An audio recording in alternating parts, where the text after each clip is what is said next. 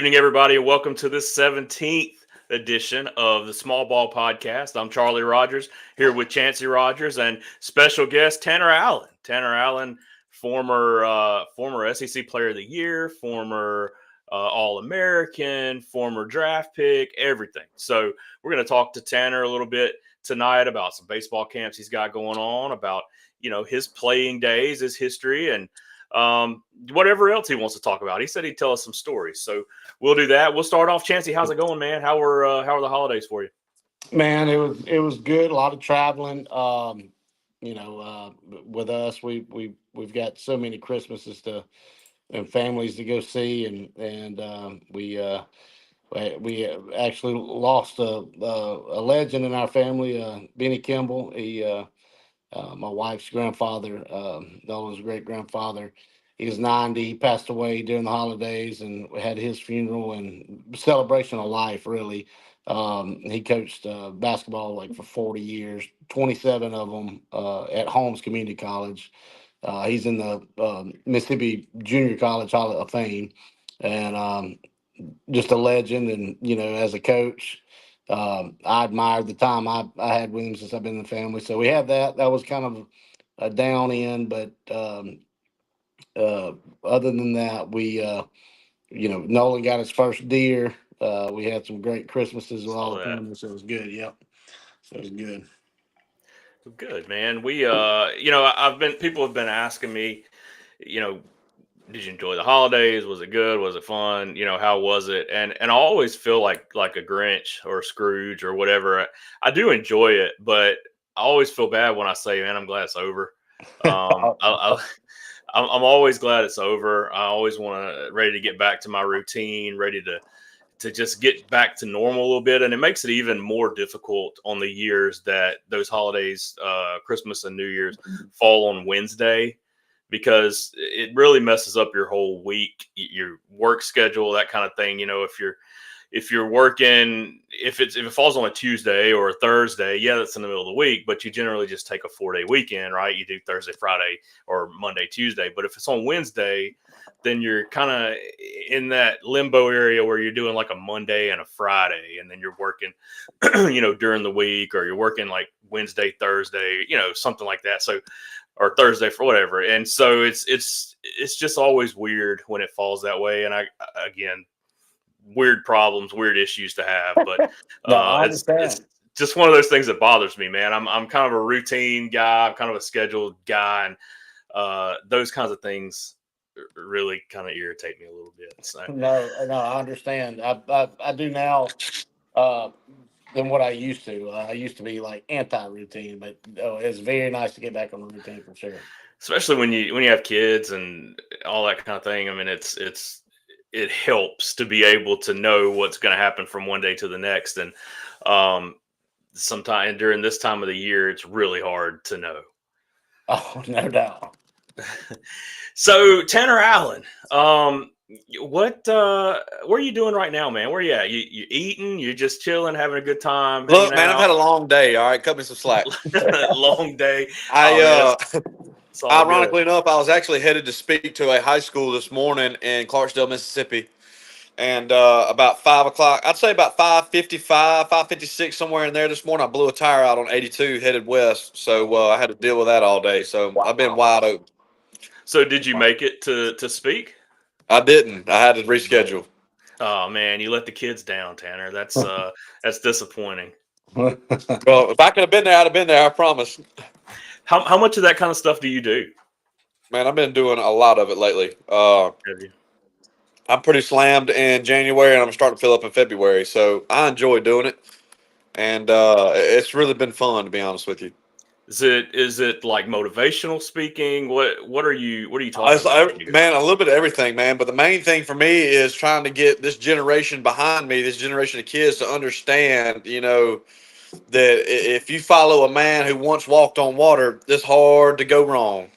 That's right. And I feel like nowadays in our society, everything degeneration is like everything degenerate is worship, man, and it's unbelievable. Like that's not normal. We gotta have it's our job to show the next generation how things are done the right way, And I feel like that's not happening nowadays. So I try to do my little part of just going around and motivating and encouraging these kids, man. That's I love doing it. Good.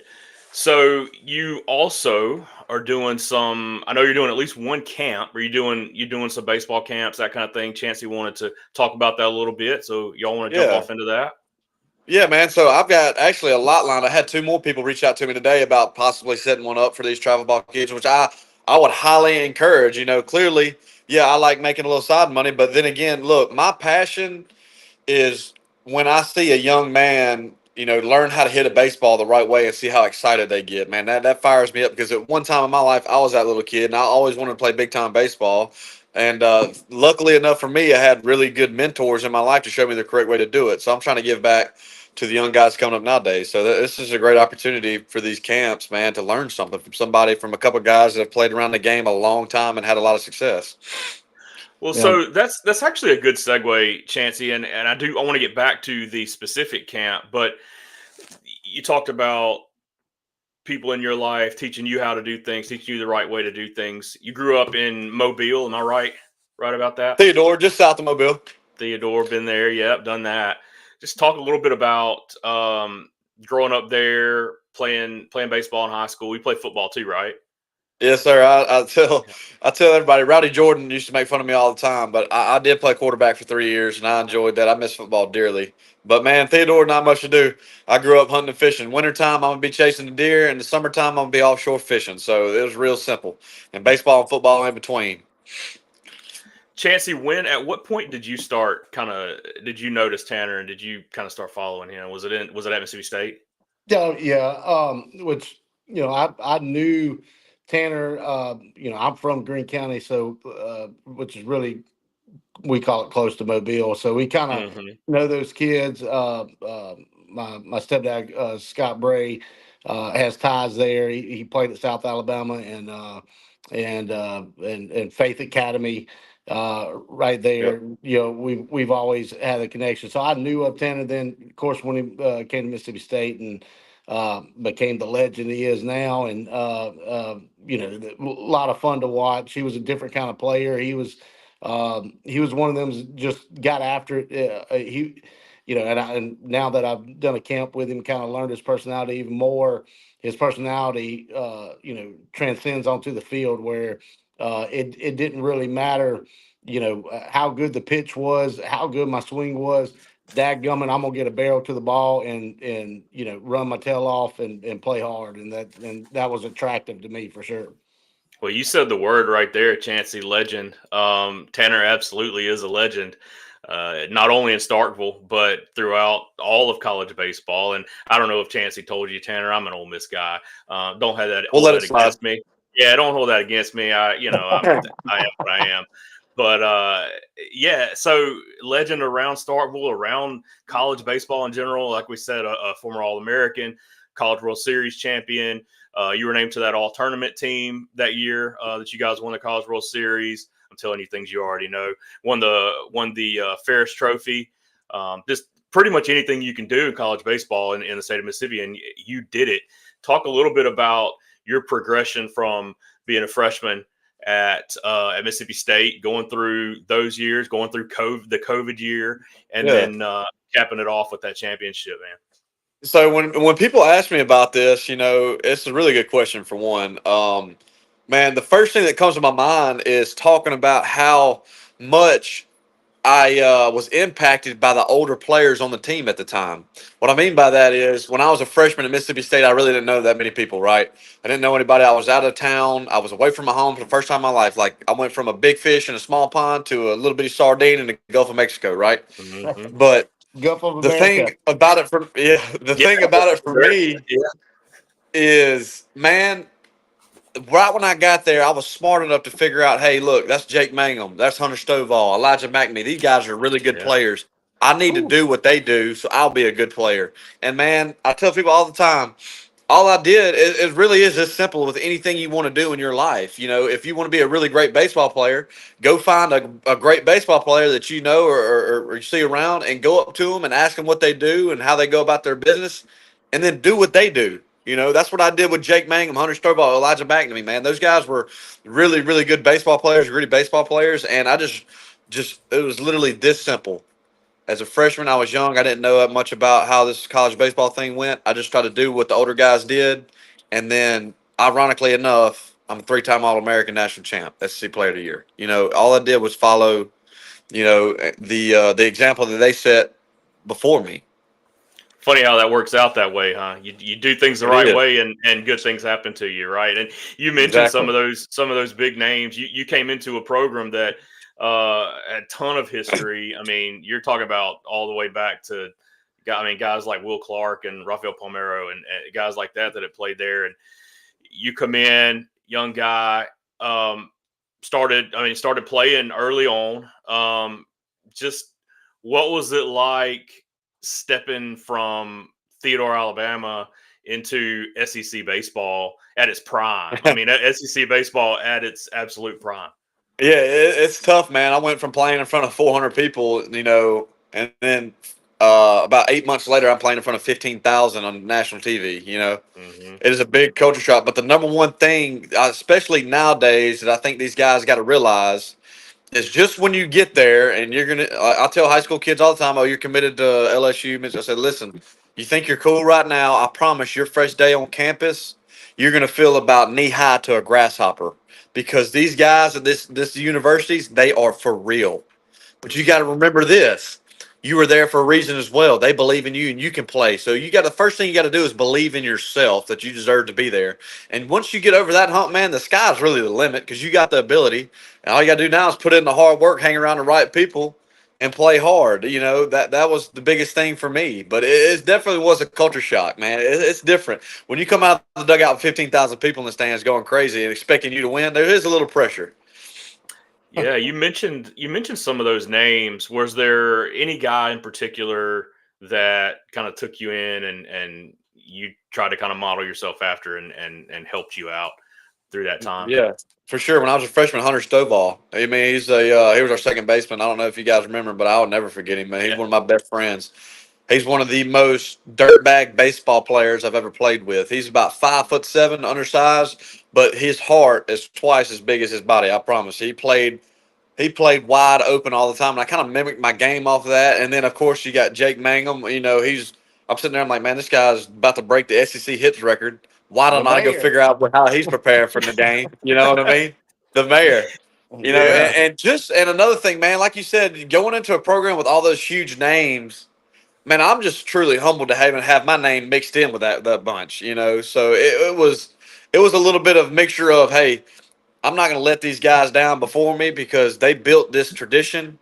So I'm going to do my best, and not let anything distract me from being my best version of myself and best player I can be to represent this university. It's literally that simple. And for some reason, that's lost nowadays. It is. Chancy, you kind of perked up when he said Mangum. Where, I mean, you're in Starkville. We live in Starkville. Where does Tanner Allen's name, where does it stick on that list? I mean, he said he's glad to just be on the list, but man, he's up close to the top.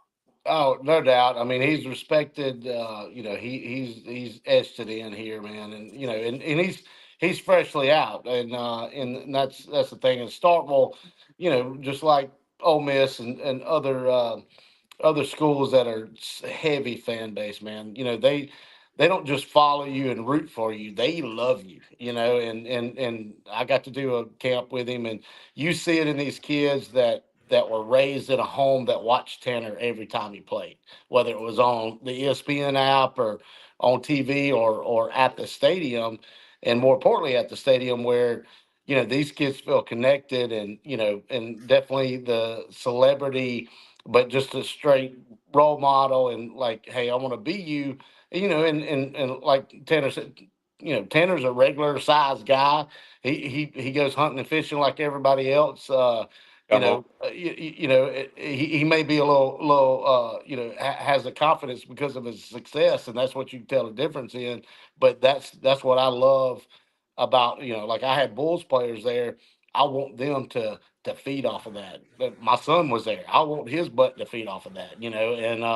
And so that's pretty cool. And I think he's got many years that I don't think he's leaving. He lives in. I'm not going to say where he lives, but he lives close to Starkville, and I want people. I don't. I Yeah, don't. I don't. I give want us the his women knocking exact down the door. give Easy us now. his exact address and phone number, please, if you could. But yeah, they love him, and I don't think that I think he's going to be here for a while. I think he's definitely made his mark, and he loves this area, and I think he's just going to be here a long time, and people's going to say his name for a long time, just like Palmero and Clark. It's really cool that that happens a lot, man. Especially at these SEC schools, these small towns. There are some big towns too for SEC schools, but a lot of SEC schools are in small towns, and you see a lot of guys come from other places, have their playing career, go on and do what they're going to do, but they almost always come back, man. They something about these small areas, these college towns that draws people back, and so I think that's really cool too. Tanner, talk about a little bit. I'm always interested to hear, and I asked Joe this. I ask anybody we have on here. I'm always interested to hear what was the biggest difference going from high school baseball to not only college baseball but SEC baseball, game wise. Not mentally wise or anything like that, but just the pitching, the speed, whatever. What was the biggest difference? Man, the game is so much quicker. It is a lot faster. And clearly, I know, obviously, I've already said, I mean, I guess it needs to get recognized more often, but there is 15,000 people in Dude Noble going crazy. You know what I mean? And for any young 18-year-old kid, that is very intimidating. But man, as far as the game goes, it's the same game that I've played or that these kids have played since they were 5 years old. It is the same game. It's just sped up, and everybody's really, really good. And that's the most beautiful thing about it to me was, hey, I'm on the field with some of the best players in all of America. That right there alone drove me to be the best I could be. And it's just not, you go through a lineup and you're playing Texas A&M on a Friday night, right? In a high school game, you get through the first four hitters, everybody else kind of an easy out. No, you're on the edge of your seat, on your toes on defense, every single batter because they're all really good. So and the pitching, as far as the pitching goes, these guys don't miss. They throw really hard and they can throw the ball where they want it to go. And I even think that was the biggest adjustment for me going into pro ball was the pitching went backwards, as in these guys in pro ball have no idea where the ball's going because most of them are trying to get developed. When I'm in the SEC playing, SEC baseball, these guys are Friday night starters. They're big league pitchers already. Because they got really good command, can throw two or three pitches for a strike. So you definitely, I guess what I'm trying to tell you is this, man. If you're a high school kid out there listening to this and you're going to a big Division I school, SEC, you've got to be working nonstop because I promise you these guys are getting after it and they are really good and the game is at a different level and it's really fast. We've talked to Joe about that a little bit too, that you see a lot more kids out of high school. Joe Gray signed professionally out of I played high against school. Joe. Yeah, really good player. So but you see a lot more kids now going the college route, and I don't know this for a fact, but it seems like you see scouts telling these guys, "Hey, go do that, get developed there," and then when you come in, you're on the fast track. I mean, you look at guys like. I always throw Skeens out there. I know he's an anomaly and he's a unicorn, but there are a lot of guys who come right out of an SEC program that are in the big leagues in 2 years, and or less than that. And you see a lot of guys. Do you think that's a trend that we'll see continue guys going to college? I think so. Here's the thing. Here's another thing. This is why I think, and it's just the honest truth. If I'm coming out of high school and I got a university offering me $500,000 to come play at college, I'm going to college because I get paid and get an education and get developed in a very, very, prestigious university. Like, you cannot replace that. Do they do a good job of developing you in pro ball? Of course, but there is 500 guys in the organization, right? Mm-hmm. At college, you got 35, maybe. So there's a lot more laser focus and individual work to develop you as a baseball player. But then again, you also got to remember, as a coach at SEC school, you didn't recruit this guy to think, oh, I hope he turns out good. No, you recruited this guy because he can play. Mm-hmm. So Yeah. I And think, in my personal opinion, if I start coaching one day, my main thing is going to be, I got to remind these guys that they can play. They deserve to be here. They are here for a reason, because I went and watched and thought they can play here. Do I need to help them on some things and brush up some rough edges? 100%. But they got to believe they'd be here. They need to be here. You think yeah, that's something that gets overlooked now? 100%. 100%. Because I've lived it. I have played with guys at Mississippi State who, they go to Mississippi State, and that things don't work out. They go somewhere else and take off, right? Mm-hmm. Because their mindset is different. They get to Mississippi State and they get intimidated by, man, these guys are really good. I don't know if I'm supposed to be here. Next thing you know, you're not playing on the field with the attitude of being aggressive. You know what I mean? You're kind Mm-hmm. of playing timid, hoping to fit in. That's how it works, like that all the time, all the time. And I really truly believe that, if I have any impact on any kind of kids wanting to play big time baseball, work really hard and believe in yourself. Like you said the other day, just a second ago, I'm pretty confident because I've worked really hard at what I do. I've had a lot of success. I believe in myself. If I didn't believe in myself, I wouldn't be here trying to teach you how to hit. If I didn't believe I knew what I was talking about, I wouldn't be here trying to show you. But I believe in it because I've lived it. and that's massive. I mean, I like I said, I worked that camp, and it translates, and we push that. I push that in my own kid, and it's tough. Some kids don't naturally come out and have that confidence, and but we had all kind of different skills kids at that camp, and Tanner could tell you. But if they make one adjustment to get better, that kid, like Tanner said, he enjoys seeing it. I do too. That's one reason I do this for a living, is because that feeling of we made a difference, just in that moment Be of just some impacted. confidence that, hey, I can make an adjustment, and dadgummit, I hit the ball harder, or I even hit the ball. Some kids have trouble just making contact, and one little Yeah. adjustment, that's massive. But then that goes into just such a bigger scale of what Tanner's talking about. Playing on that high level, you've got to be able to take that and make those adjustments on that higher level, and be confident that you're dadgummit, I'm gonna hit the ball, Yeah. and it's massive. A lot of, I mean, Tanner's played against guys. I guarantee. As soon as I get through saying this, he's going to tell you he's played ball with guys that don't have the confidence to sustain themselves in that level. Am I right, Tanner? Exactly. You're right. The confidence is 100% key. Like you said, I mean, think about it from a coach's standpoint. Are you going to play the guy that does not believe in himself, or are you going to play the guy that is confident and works really hard and believes in himself? No, That's no. just, I mean, my goodness. So, I mean, if the game's on the line, I want the guy in the box that believes in himself.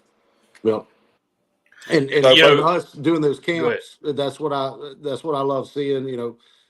Eddie and Elton, and we kind of had that same theme. In all different levels. Like I said, there was different levels of kids there, and it was neat watching Tanner. I've been doing this a long time, and I have college guys and pro guys come in and do camps. Charlie knows, but Tanner always, like, I could tell he'll change modes with a kid that's really good. He'll get a little more aggressive with them, or a little more like, all right, but that's pretty good. But he'll give them enough confidence, but also like, hey, you need to stay inside that ball, and you got to be able to hit the other way. My kid was one of them. I mean, Nolan's got a beautiful swing, but he wasn't on time, whatever it was. He'd find a way to fix something, but then give them the confidence when they made that adjustment. Like, there we go, beautiful. What was your word you used? Outstanding, yeah. outstanding. I love hearing that, because I do the same thing. Charlie could tell you, and that's, I'm attracted to that. I'm attracted to instructors like that. I'm attracted to coaches like that too. And you don't get that every day either. Yeah, one thing about the camp too, man, is people need to know this. Of course, I think it's a hit, and I love doing it. Is you can go learn baseball from a lot of different people nowadays. You can go do it anything with anybody you want to, right? But if I was a young man wanting to get better, and I saw somebody putting on a camp, a bunch of guys put on a camp that've been around the game a long time and had a lot of success, man, you would have to. I would be begging my mom and dad to get there and be there and be around that kind of atmosphere. You know what I mean? So I feel like it's just an unbelievable opportunity. Like I said, I've played a long time. We've all been around the game a long time, man. We have a lot of knowledge, and it's all about getting better. Like when I told them, when we get there, we're here to work. We ain't wasting time. I'm not here to just take you $100 bills, smile, and take a picture. No, we're getting after it. And I And they feel like the did. kids, yeah, they did, they do, and I love seeing a kid when they leave. They're like, man, that was really fun. I got something out of it. The parents are like, man, I can't believe you guys are that good with kids. Yeah, well, we like helping people. When you love to do something, you're good at it. Oh, yeah. Each group probably, I would say, and this is not me exactly, they at least took 200 cuts within that hour. Working. That's what I told them. Said, look, we're It's getting nonstop. after it. It's a good setup with you got several instructors and kind of while we're talking about we're plugging it. You've got some coming up. I know I helped line up the one for our guys who Charlie's involved with down in at Summerall back Yeah, 42. I think that's the 26th. yeah. They're going to do and. And of course we send it out to the bulls, but all of the Pine Bell area need to take advantage. Of course, there'll be a limit. There's only so many we can We do can do. per group, but that thing should fill up for sure. This one filled up. The weather got us a little bit. Well, 40 was our max, but we had a little over 30 kids, and it was great up here. We actually done it in Ackerman, a little facility, Southern Sports Southern Sports, Indoor there. Now, yeah, Mr. yeah. Jason Ingram, he's the man. I talked to him today. Yep. So we appreciate him letting us come in there with the weather getting a little bad. We were going outside just so we could spread them out and hill in the field, whatnot. But it was nice to be able to get in that facility and get it done. Chancy, did That's you it. post that on Facebook today, or was that in on GroupMe? I have not posted it yet. Eddie Okay. Easley, who actually I was going to get Eddie on here tonight, but he had kid duty and couldn't. But Eddie does a great job of marketing this thing, and I played against Eddie in high school. We're not going to say how many years ago, so makes both of us old. But also in college, he played at William Carey while I was there, and then and he was older than me, but. He was He buddies still with a is. lot of, yeah, he still is. He stayed older than me. Uh, but hats off to him. Usually I'm the guy throwing BP for 4 hours, and Charlie can tell you, but Eddie threw BP for 4 hours. I done We're gonna side by put his side. arm in the archives. All right, look, Joe will tell you too. I'm the BP guy, and it was kind of nice not having to throw BP for the whole thing. Usually, every showcase, everything I do, every tryout, I throw every BP Yeah. pitch to every kid.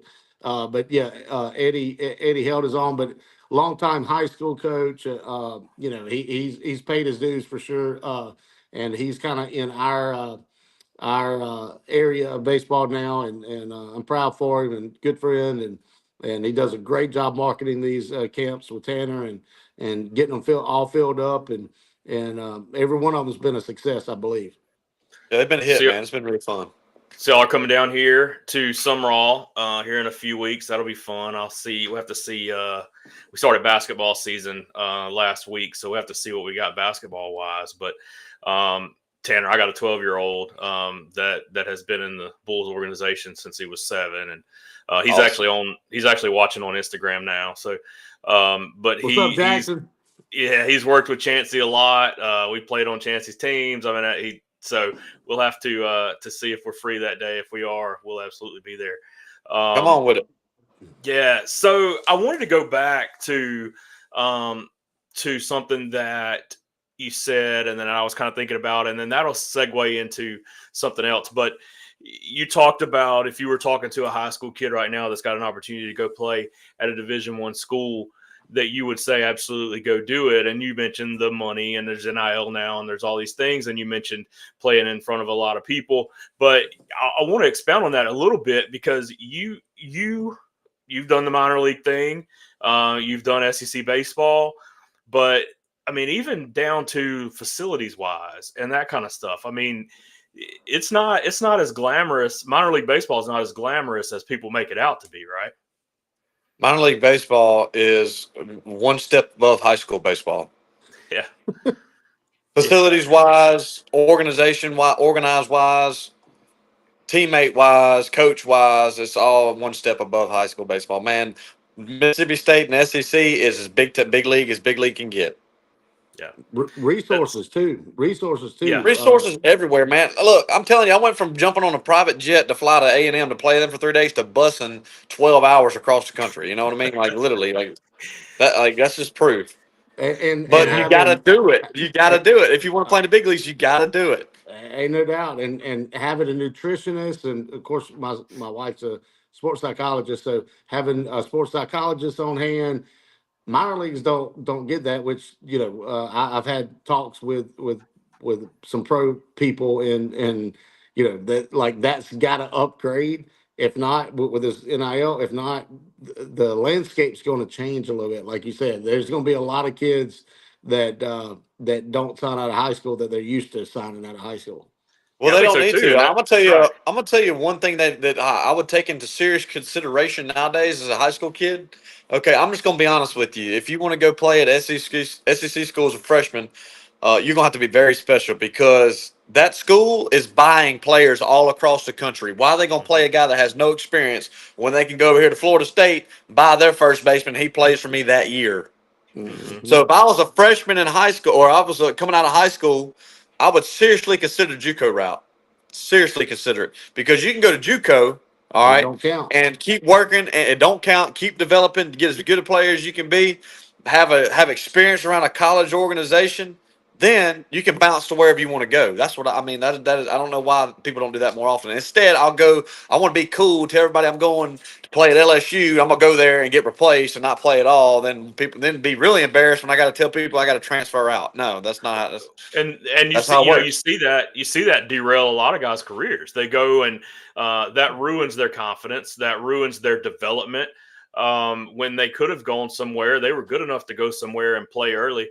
Go If they somewhere and wanted to play. go, they wanted to say they went somewhere, and that first year beats them down so much that they fizzle out. I mean, we've seen that so many times. I know you have, probably in Well, person, but but Yeah. Chancy. this what I think is going to happen too, Tanner. Now that they've got that rule where JUCO don't count toward their eligibility, a lot of kids are going to Bryce Harper it, where they because most of the kids are excel in academics, so they can take advanced classes and finish high school early, and they won't play their senior year. They're going to go to JUCO before their senior year because they can, and because it don't count. Because think about it, if you go to, I played at Greene County, which is right down the road from Theodore, but it's a 3A school, 4A school that's not very good in baseball. Well, if I'm pretty good, and I'm not going to get any better playing 4A baseball. I'm just not high school baseball. So if I go to JUCO and I can see the pitching, I can see the competition, um, to prepare me to go play at an SEC school to get the money, then I'm going to go at 16, like Bryce Harper That's did. it. That's And it. I think that's going to happen a lot more. And which I already said this for a long time, high school baseball is going to fizzle out. There's a couple reasons. Uh, Resources, and also coaches. We are losing coaches But a lot, crazy. like crazy, just like umpires. A lot of it has to do with parents. A lot of it has to do with economy. I mean, you'd have to Social pay me a media's got a lot. lot to do with it too. Yeah, you'd have to pay me a lot of money to go coach high school baseball right now. A lot, That's and good. you're not, and they can't. So, just like Eddie, I mean, he coached it for years, and just time away from the family, they still get paid enough, and it's hard. So I Not enough see that reward. fizzling out. I mean, in a lot of areas, it already has. Like in the St. Louis area where I used to work, uh, that's already happening. Kids don't even play high school baseball; they just play showcase baseball and get recruited, and it doesn't matter because their high school is terrible. So there's no reason for them to play at it. Well, the Higher thing level about their players. Yeah, the thing about it is that you learn a lot of good things in high school baseball. You learn how to be in an organized, team, how to And be a really compete. good teammate. learn to be accountable, compete together as a team. You know what I mean? Oh yeah, Learn, your coach win. cares about you. Your coach just ain't taking your money from you and putting you in the lineup. You know what I mean? Oh, no doubt. No, I mean, there's, I mean, I don't do what I do if it's not for high school baseball and my high school coach and the lessons. He created my mental toughness just Exactly. from the off season running and to the punishment running to the picking up trash, being the freshman, going hitting foul balls, little stuff like that created my whole character really. Go get the College, box of curveballs. yeah. Yeah, and so I hate to see that because I talk to some recruiters because I know you don't watch the podcast, but on this podcast I fuss about I mean, I'm in the business where showcase baseball is going because you lose a lot of competition. It's very, self-indulged and which it should be. I mean, that's what it's for, but you're losing that competition factor. Now we're lucky in the town that my organization is in Summerall. It's very, very competitive. They expect to win a state championship every year. Oh, it's a And baseball town for oh it's yeah, a baseball area. I mean, you got Purvis, Petal, Oak Grove, Yeah. Hattiesburg. I mean, all those schools right here. Yeah. and there are tons of those kids that go play college baseball, and it's because of that atmosphere, no doubt, and because of that expectation. But I do see a trend coming where you're not going to have Andy Davises and Tony Farlow's and those guys that have been there and are successful because I can't tell you one player right now, and I've been coaching doing this for 12 years that are is going into coaching. Like, yeah, I'm gonna be a coach, and I'm like, you don't ever hear that You're right. ever. I mean, you don't. They're not going into it. It's not something they want to do, and so I think we're going to lose it. I'm telling you, Trey Sutton, he's older than us, but Tanner, if you don't know who Trey is, he holds the all time hits record at Southern Miss. He's kind of the youngest, only one Trey's left. my age. I graduated high school with Trey. Yeah, yeah, and he's so I mean, great baseball mind, but he's young, and to me, I mean, no offense to any other coaches out there, I'm sorry, but you don't get my attention compared to Trey. He's at West Jones now, where he played high school, but he's like the last cowboy. He's like the last Yeah. one. It's just it's a dying industry on that end, and Right. more people that want to coach, they're going to do what I do, and it's a money thing, it's a time thing, and it's a resource thing, and it's a kids thing too. That's also another thing that we No can get doubt. down a rabbit hole on.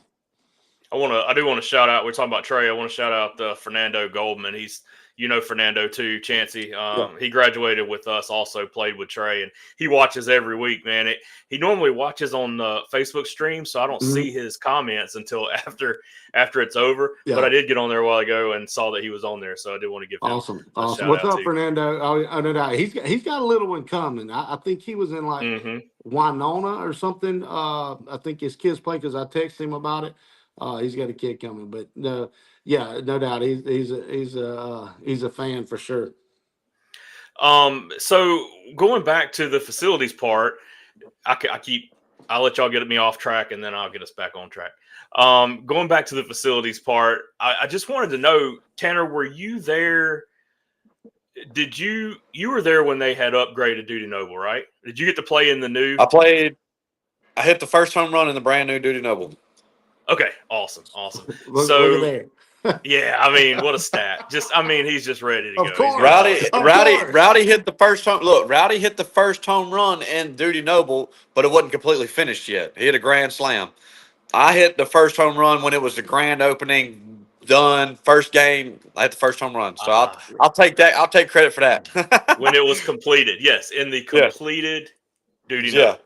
That's awesome, man. So, what was it like to show up and play in that stadium? Man, that stadium is wild, my friend. There's nothing like, man, I miss it so bad. Certain players can perform under the lights and certain can't. When the bigger the crowd, the better I played. And that was one thing, I struggled with pro ball was there was nobody at the game, so I didn't feel any energy. But when I come out of the dugout and see 15,000 people going crazy, and knowing that we're really good and they're here to support us and they want to see a show put on, it made me take my game to the next level. So it is a very special place, and most players kind of shy away from it, But you just got to embrace it. Go. So this is a kind of a personal question. I'm gonna butt in because I've got one. We just had to deal with it with a basketball game. So when you were younger, Tanner, and I'm just seeing if this feeds into it. Did you like to show out, like if you learned something new, like, hey, watch me do this? Was you that kid growing up? Did that help you with like wanting that energy from the crowd and being in that moment? Man, I don't really think. I think for me it was my dad. My dad always, would challenge me so much as a kid that I had no other choice but to perform in front of a crowd. You know what I mean? He always Yeah. would challenge me, and I love, man, I'll be honest with you, every time I step on the field, I knew I was the best. So that kind of fed, I guess you could say, my confidence to perform. I wanted to show off in front of all these people and say, I want you to look at me and say, "Look, man, that guy can play." And that's kind of what I fed off of. Like I Yeah. said, Well, play on I got ESPN. I've got a 6 year old that like, again, his mom is a sports psychologist, and we have to sit and talk about like how to manage him because he's very competitive and he does like that. He does like he definitely feels like he's the best player and says it a lot. And I'm like, you can't say that, Yeah, in you front of your can't say kid. that. See, my dad taught me at a young age, hey, look, Says it a you're, lot. yeah, my dad taught me at a young age, if you're good, people will talk about you. You ain't got to talk about yourself. Right. And so we're obviously he's 6 and he's kind of learning everything, but he played up in 7 and 8 basketball tonight in Starkville, and there were some big boys, and he got taken out. And I'm talking about like head bounced off the floor, and he got up, shot his free throws, and then made a shot later, and they lost, and he was upset, that they lost, and which is a common thing, and I don't know if you watch Gary V, but I have to send it to you. I'll text it to you after we're done. But he talks about parents that say, "Hey, buddy, it's all right. It's just a game." Gary V says that's the worst thing we could tell a kid because you might be taking the magic out of a kid that's destined to be a magician. That is it. That is very And true. so like he wanted to win that game very badly, and I kind of knew they wasn't going to. They were outsized, and there was one kid that probably scored 13 points, and it just it's rec Starkville basketball, but he got after it. But and just I'm just thinking about this, and I know there's other kids. I'm using my son, but I've coached hundreds of kids that have that, and I want to use that in the right direction. But like you said, if you're like what your dad said, if you're good enough, people will talk about you. But just gaining any ounce of confidence, almost like faith in a mustard seed. If you just got a little bit of confidence and using that in the right direction, can go Dude, miles. I believe. that's it. That's it. Definitely. I did want to say that McKay I says see that her. it's a nice hat, Chancy. Yeah, I see her. All right, so let's talk about it. So Tanner Allen, the legend, Hall of Famer, All American, has a small ball podcast, and Charlie doesn't. That's what I was gonna Um, say. I don't have one. but you got one coming. I gave Tanner one at the camp, and I kind of hinted to him like, "Hey, why don't you hop on the podcast?" He liked it. I already knew. It's funny that the first thing you said, "Man, I wear this hunting. I like wearing black hunting. I wear mine hunting." Like if you so me and Tanner connect on the hunting side. Miss Tex Outdoors. I went this morning, probably right down the road from you, Tanner. I was Yeah, you were off gonna tell off her. You were gonna tell us Tanner's address. I didn't. well, I was off Sturgis West Point Road. It's a dirt road that runs right there. My I know where brother's you got a at. all right, my brother's got a lease right there, just 40 acres, but there's a hoss. I'll send you a picture, but you might have to help me come get him because he can't come up here and he wants me to go try to get him. But anyway, I wore this hunting this morning. But yeah, McKay. So I don't know if Tanner can see it, but McKay LeBray, she's my sister. She makes all our stuff, and with Magnolia merch. And so we just got these hats. I got my dad's ranch hat done. That's awesome. He texted me today. He headed to Dallas and he's going to go watch the Longhorns play coming up in the Cotton Bowl. So he's got his like personalized Longhorn with his own Longhorn on his hat that says Rogers Pear Lake Ranch. And he's like, I love my hat, son. I'm taking them to Texas.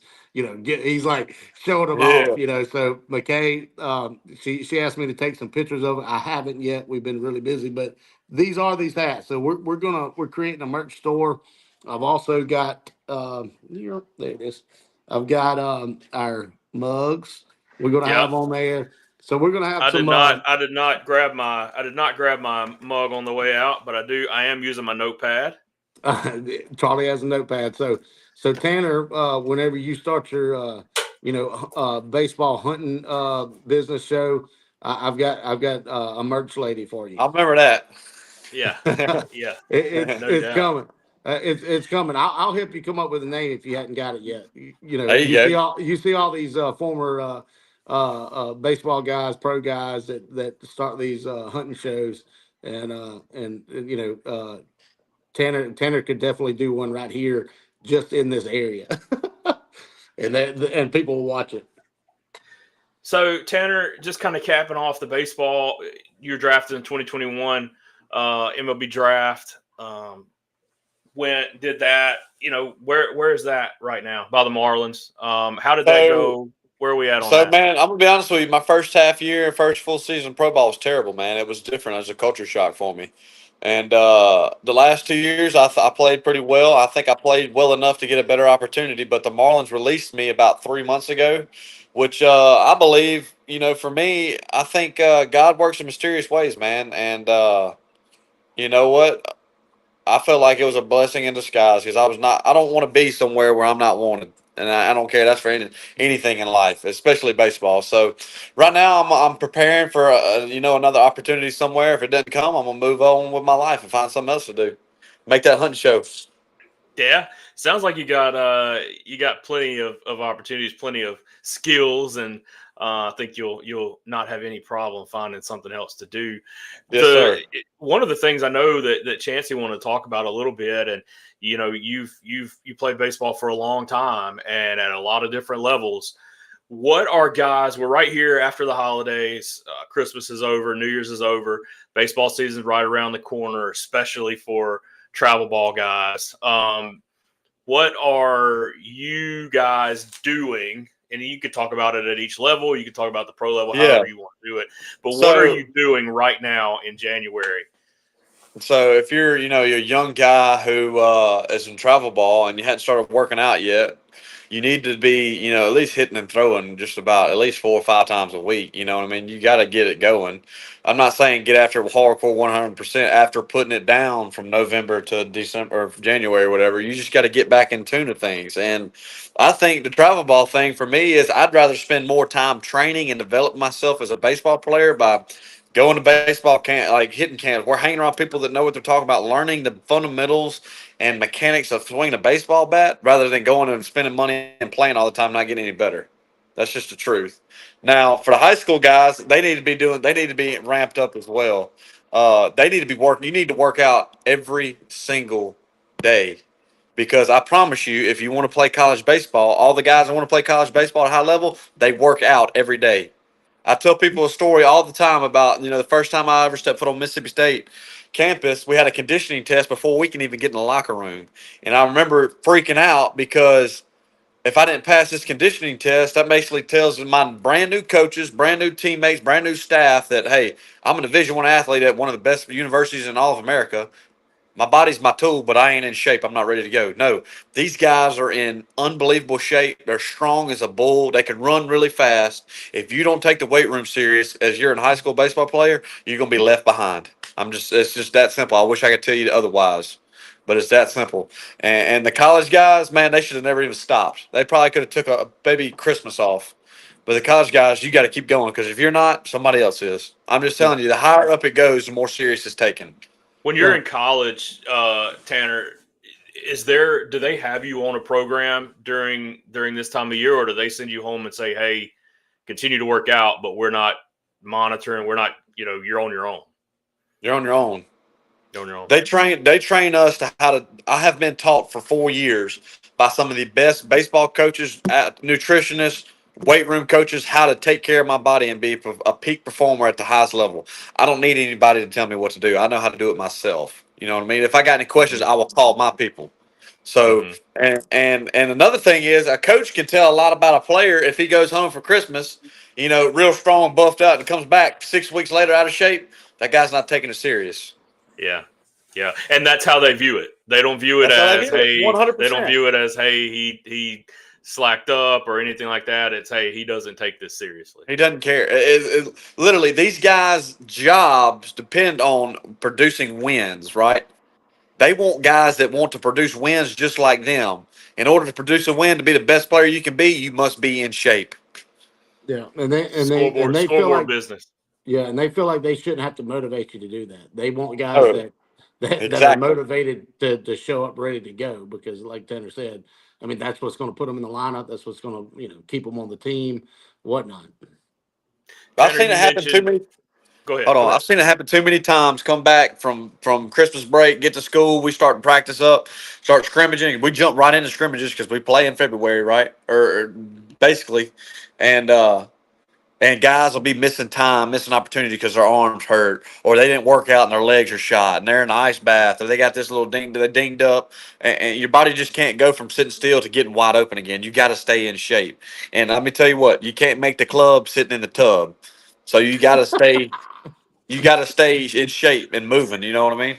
Yeah, yeah. You said a couple of times the word working out. So what exactly is working out? So we talked about conditioning, we talked about weight room. Yeah. That's part of it. Are you including hitting, throwing, that kind of stretching? What all are you including Yeah, when you for say sure. working out? Clearly, whatever, different guys work different ways. For me, I love when I'm at my best, when I'm in the best shape of my life, and I'm hitting, in December when you go home for Christmas break.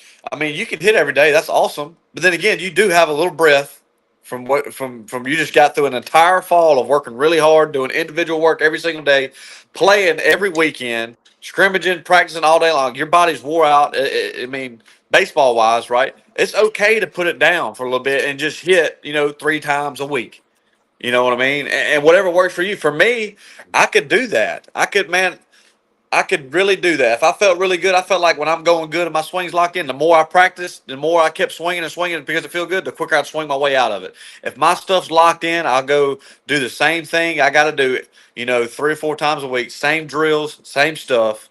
And if it's locked in, I'm not going to keep swinging it. But that's also coming from a Division I athlete.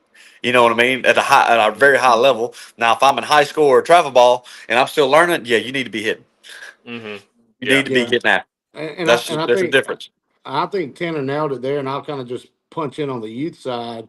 It trickles down, and I definitely think as you get older, it gets more intense, or it gets more. I won't say.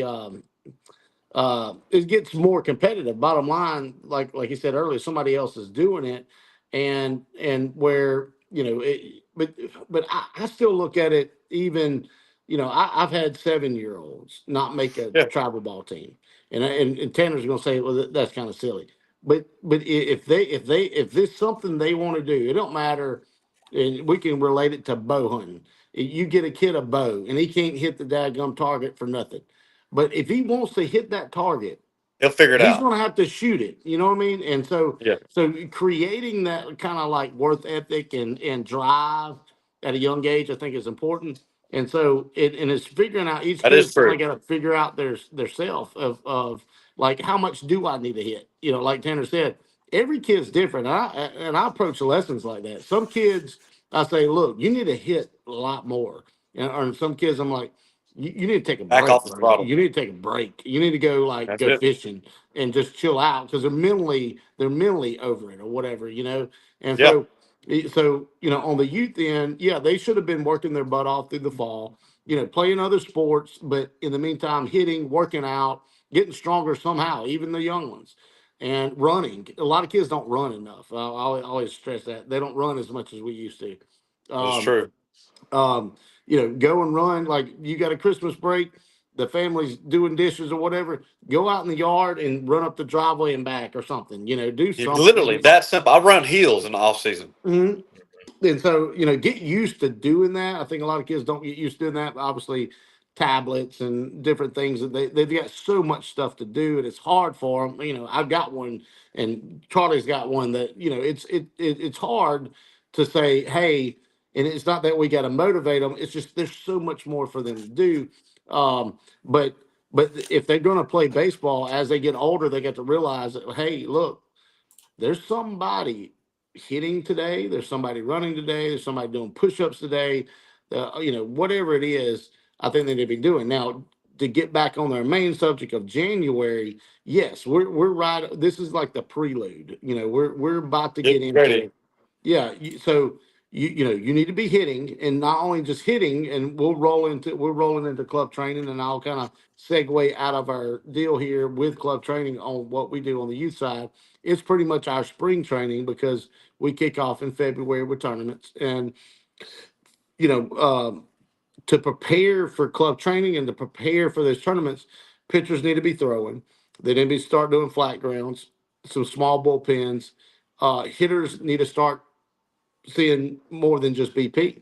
If it's a Live pitching. pitcher, yeah, live Machines pitching, live pitching. machines, live pitching, exactly. And I tell kids that all the time. Don't just do front toss all the time. I mean, front toss we're gonna fix your swing, but you got to get, Yeah. at one point, all right, that's my swing. Now I got to take my swing and go hit. Yeah. It's a difference. Mhm. It's a difference. Yeah. Front toss is gonna Yeah. fix the swing. Front toss isn't getting reps and with Yeah. your swing. It's fixing your swing. Working on the swing. Yep. Right, exactly. Yeah, and then go get on the machine. Go, if your buddy's throwing a bullpen, just go sit in. Tanner can tell you at the pro level, they'll throw Sit in all bullpens the at guys. time They'll just sit in on the bullpen just to and get their track. timing, just to get a rhythm, just to get a sight, just to get a feel for the ball, all that kind of stuff. You can do that on a youth level. I wish I would have done it. I wish somebody would have told me, Yeah. hey, won't you go do that? I promise I would have been a better hitter. Tanner would probably tell you too. I mean, he was a great hitter, but Yeah. he would have probably been better in high school if he'd done little things like that You're that he right. knows now.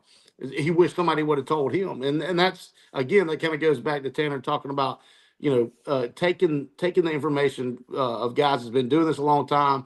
And I didn't play at a high level as Tanner, but I've been around guys and I hear, and I'm a student of it. I love baseball. I wouldn't be doing this. I could be doing a lot of different stuff, but I'm Exactly. always seeing it. I'm always seeing it. And of course I've got one coming up and, but all 300 kids that I work with year round, they're like my kids anyway. Like I Yeah. love them like that. And Charlie can tell you that. And I want them to do that. I want them to have that passion but not all of them do. And it's just part of it. But do know if kids and a lot of kids listen to this, you need to be preparing. And that's what January is for. Preparing to go play games, to go to war, That's it. to be better, But it's so cool now too that and this is something we didn't have. And Chancy, I didn't play baseball a whole lot. I played football, but it's so cool now that I see all these indoor facilities. Used to, if you wanted to go out and practice, you had to go out in the cold and practice. I mean, you got to go hit in the cold. You got to go take ground balls in the cold, and that probably made you tougher. But now there's no excuse, right? Like you can go. I mean, I know it's cold up there in Starkville. It's cold down here. And, going outside, me and Jackson went outside today and hit some at the house, but it was cold out there, man. And there are a lot of kids, I think, and a lot of parents too, that aren't going to go out there in the cold and do that stuff. And so all these That's right. indoor facilities, I think, are huge Oh, for that. they're everywhere, and they might cost a little money or whatever. But and looking at it as on the parent end, if your kid does this, it don't matter if you got a daughter that does gymnastics or a kid that does baseball, it's going to cost money. And if your kids does archery, it's going to cost money. It's what they do. You kind of invest in your kid. And if they want to go hit, let's figure out a way. Let's make them mow grass, do something. Let's figure out a way to let them go do that. and have a chance to keep up with everybody, because that's the name of the game. It's like these kids are way better than even Tanner's generation. Like the generations just keep getting better, and it's because of the opportunities they have, The and the ones resources that they don't got. take advantage of it is the ones that don't make it. But you have to take advantage of it. I mean, bottom line, you have no chance if you don't take advantage of it. It don't matter how good you can wake up out of the bed and be one of the best hitters, have the best swing in the game. But if you don't go hit and if you don't do your stuff, you ain't gonna make it. Not in this I'm game. gonna pass you by. I promise you. I Man, see it all the time. we've gotten some really good quotes today. We got you ain't gonna make the club if you're in the tub from Tanner. We got one. I love that one. We got one from Chancy a while ago that I can't remember. Chancy, I'm sitting here trying to come up with it. And it may not. It wasn't necessarily like a one-liner quote. It was a. I'm gonna have to go back and watch to get it. We'll go back and one good thing. We'll plug this. Because a lot of people, this was a last minute. It was the magician. It was the magician thing. Oh yeah, but I can't. I can't take that one. That was Gary V. So if you follow Gary V, I'll post that on Small Ball as well. It's a little like TikTok clip or something. It's a great one. I love it because it relates. I have a 6-year-old, and he talks about a 6-year-old being competitive, and parents sucking the competitiveness out of them. So I love that quote. But yeah, we'll post that. But I'll segue into our platforms. Once we get done tonight, Charlie posted it'd be on any way you listen to podcasts, iTunes, Spotify, wherever. So, and we'll advertise it. Of course, a lot of people are going to want to hear from Tanner. A lot of Mississippi State fans out there that definitely put him on a pedestal and want to hear some of his knowledge that he expressed tonight. So make sure y'all tune in that. And if you're not subscribed, we have it on YouTube. You can go subscribe to my YouTube, Instagram, all the stuff. As we grow, we want y'all to grow with us, so it helps us a lot. And we're going to be getting sponsors and more stuff to come. But make sure you go subscribe. That's what helps. Tanner, how to if people want you to come speak? Hopefully, you don't have a blowout on the way there. But if people want you to come speak, how can they get in touch with you? Man, just shoot me a message on Instagram. I'm gonna be responding to Instagram DMs all night tonight. So just do that. I would say Facebook. My Facebook got hacked, so I got to fix that. But yeah, man, Instagram, Twitter, anything like that, dude. So like I said, I'm filling up pretty quick on that, but I love doing it. So if somebody wants me to come talk to some kids, high school, church, events, banquets, it don't matter. I've done them all, so it'll be fun. And y'all have the camp going on down here on. Let's see, I was trying to pull it up on the 26th. Yes, sir. I'll post that on Small Ball as well. And I'll post here it I on was trying to find it. Yeah, on the 26th. That's for kids 7 through 14 years old. Tanner, final thoughts. Anything? What would you? Oh, one question that I always ask, and you've kind of already said this, which is, I guess, why it didn't register with me to ask it. But if you were going to talk to a kid coming up, a young kid, what do you tell them? What do they need to be doing? What are you telling them going forward? Something that you wish you had known. Question. Yeah, something you wish you had known as a kid. I actually spoke to some kids yesterday where I spoke at high school. Some of the baseball guys pulled me aside and were like, look, man, what do I got to do? And I was like, man, I'm going to be honest with you.